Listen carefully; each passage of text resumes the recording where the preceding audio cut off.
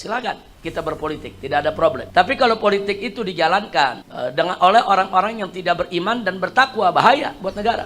Karena nanti kalau preman, koruptor, munafik, zindik, kafir, harbi yang memainkan politik, hancur kita umat Islam semua ya kawan. Maka singkat kita punya amanah, pilih orang baik yang ingin menegakkan kebaikan. Jadi kalau kita tahu oh ini orang baik, pilih, jangan ragu. Tapi kalau kita lihat calon pemimpinnya siapapun dia, kita lihat oh dia suka film porno, ya jangan dipilih. Oh dia suka korupsi, ya jangan dipilih. Oh partai yang itu tuh musuh betul itu dengan ulama, ya jangan dipilih. Partai yang manapun tenggelamkan. Seringkali terjadi di kita punya negeri, begitu masuk pemilihan pemimpin, kita disuruh pilih antara serigala sama buaya. Jangankan umat, kiai aja bingung, pilih yang ini buaya, pilih yang ini saudara serigala. Kondisi itu, kenapa itu bisa terjadi? Itu tadi, karena banyak partai-partai yang tidak lagi memperjuangkan agama.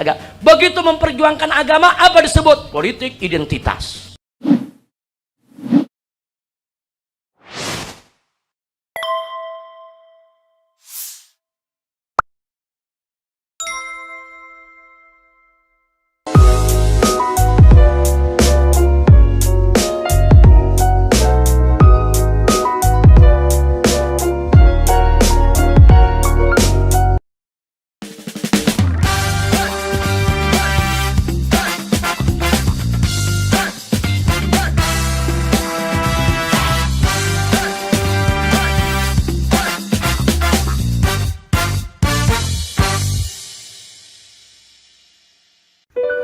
Hari ini 7 Desember 2022 bertepatan 2 tahun wafatnya 6 syuhada. Diadakan haul kedua untuk para syuhada yang bertempat di Ponpes Markas Syariah Mega Mendung. Haul yang dimulai setelah sholat zuhur ini dihadiri ribuan masyarakat yang ingin ikut mendoakan para syuhada. Diketahui ke-6 syuhada ini adalah pengawal keluarga Habib Rizik Syihab yang tewas dalam bertugas mengawal keluarga imam besar.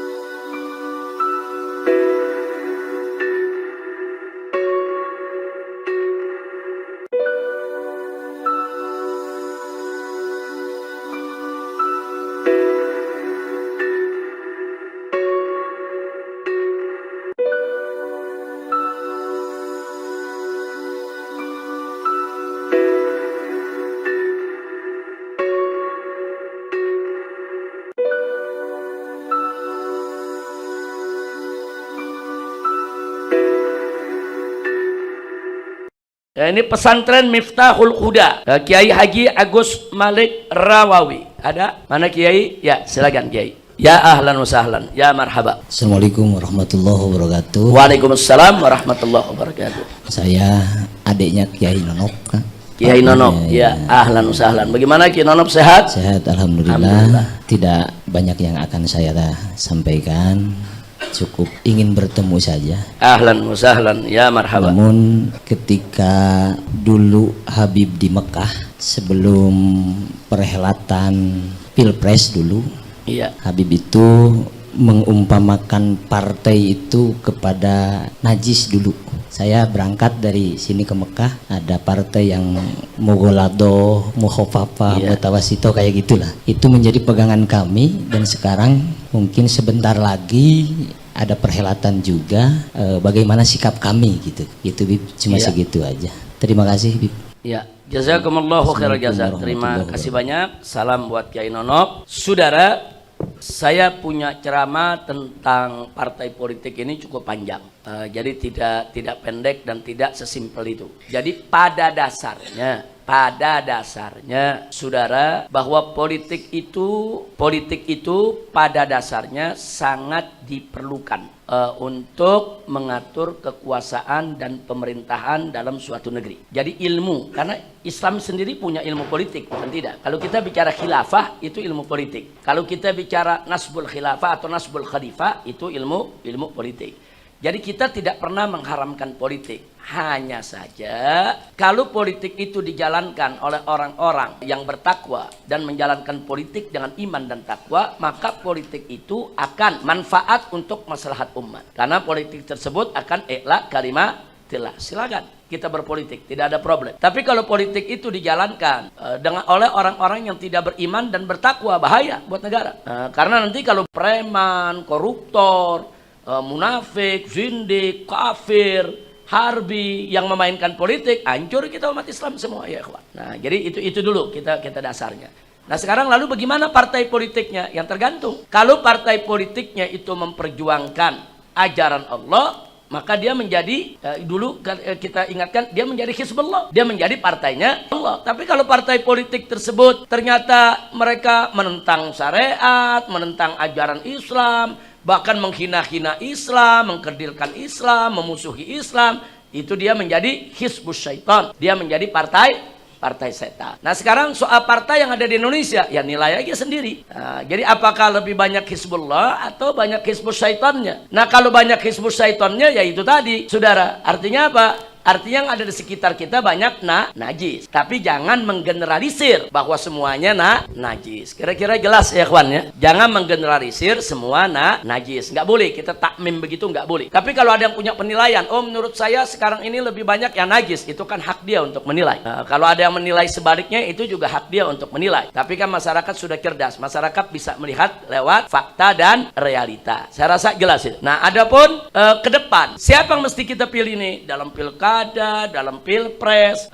Jadi calon pemimpin yang model bagaimana? Baik itu calon pemimpin sebagai kepala daerah atau kepala negara atau sebagai anggota dewan. Ini kan pemimpin semua. Maka singkat kita punya amanah, pilih orang baik yang ingin menegakkan kebaikan. Jadi kalau kita tahu, oh ini orang baik, dia tidak pendusta, tidak pengingkar janji, dia tidak penipu, dia bukan pengkhianat, dia bukan pembohong, dia bukan orang yang jahat, dia tidak memusuhi Islam, bahkan dia orang Islam yang taat, menjalankan Islam, pilih, jangan ragu. Tapi kalau kita lihat calon pemimpinnya siapapun dia, mau dia calon presiden, mau dia calon kepala daerah, mau dia calon anggota dewan, kita lihat, oh dia suka film porno, ya jangan dipilih. Oh dia suka korupsi, ya jangan dipilih. Oh partai yang itu tuh musuh betul itu dengan ulama, ya jangan dipilih. Partai yang manapun, tenggelamkan kalau partai-partai tersebut merugikan Islam dan umatnya. Saya rasa jelas ya. Jadi prinsip saya dari dulu nggak berubah. Jadi kita bukan melihat partainya atau orangnya, kita lihat kualitasnya. Nah, kualitas partai itu terhadap Islam bagaimana? Kualitas calon itu terhadap Islam bagaimana? Nah, jadi saya berharap insya Allah di pilpres yang akan datang umat ini ditawarkan untuk memilih orang-orang yang baik. Sebab kalau kita disuruh pilih orang-orang yang baik, kita nggak mumet, kita nggak ribut ya kawan. Milih yang ini bagus, milih yang itu bagus, milih yang ini baik. Umat nggak ribut di bawah. Nah, cuman yang jadi masalah seringkali terjadi di kita punya negeri, Begitu masuk pemilihan pemimpin, kita disuruh pilih antara serigala sama buaya. Jangankan umat, kiai aja bingung. Pilih yang ini buaya, pilih yang ini saudara serigala. Kondisi itu, kenapa itu bisa terjadi? Itu tadi, karena banyak partai-partai yang tidak lagi memperjuangkan agama.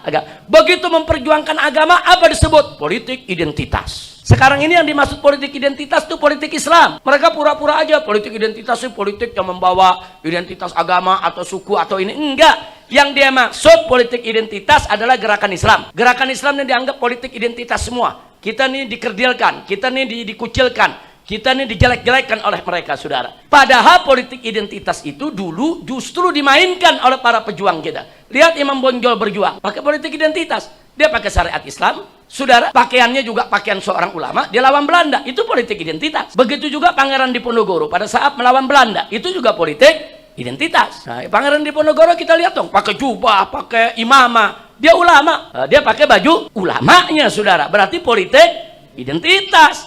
Saudara, siapa nggak pakai politik identitas ya, kawan? Mau partai-partai yang mengaku sebagai demokrat, nasionalis, semuanya pakai identitas. Identitas demokrasi, identitas kebangsaan, itu namanya identitas ya, kawan. Jangan Islam saja yang dituduh politik identitas. Kira-kira jelas ya? Nah, jadi umat Islam jangan lepaskan identitas. Identitas kita Islam.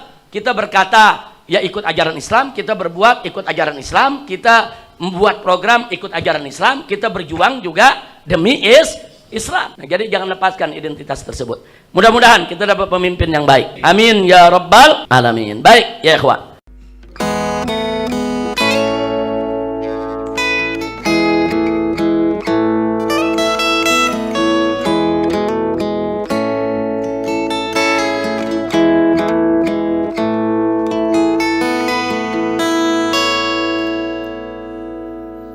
Begitu banyak sedih di hati bangsa ini, bertubi-tubi dilanda tragedi. 6 anak manusia meregang nyawa, tak ada keadilan untuk mereka.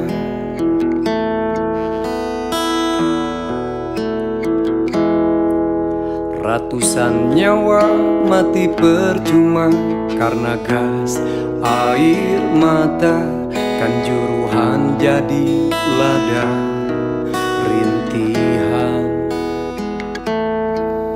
Kita semua menyaksikan, tak mampu menghentikan, segala kisah berlalu begitu saja.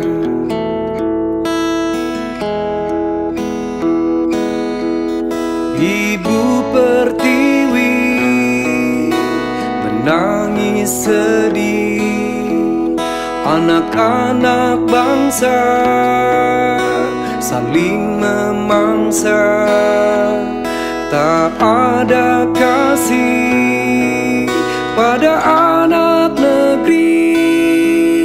Kau pemimpin, mengapa begini?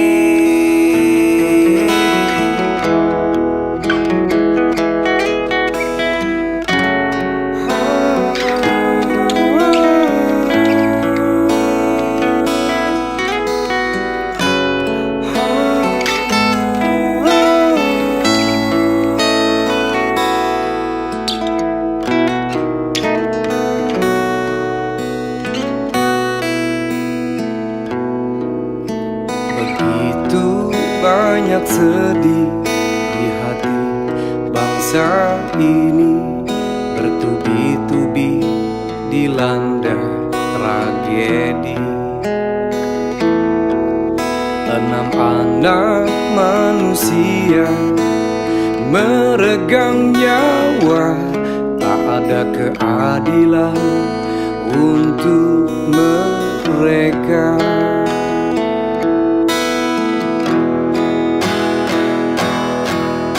Hei Indonesia, hei negeriku tercinta, musibah datang bertubi-tubi, bencana datang silih berganti, tiada henti menghantam negeri.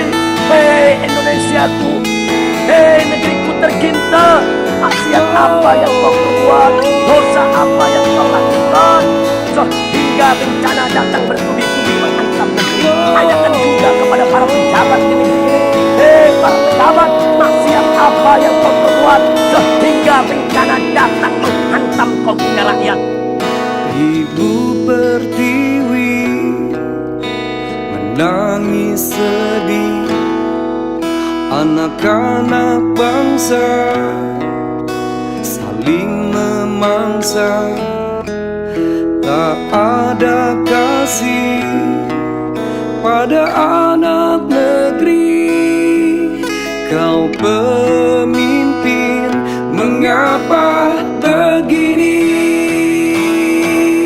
Ibu Pertiwi menangis sedih, anak-anak bangsa saling memangsa, tak ada kasih pada anak negeri. Kau pemimpin, mengapa begini?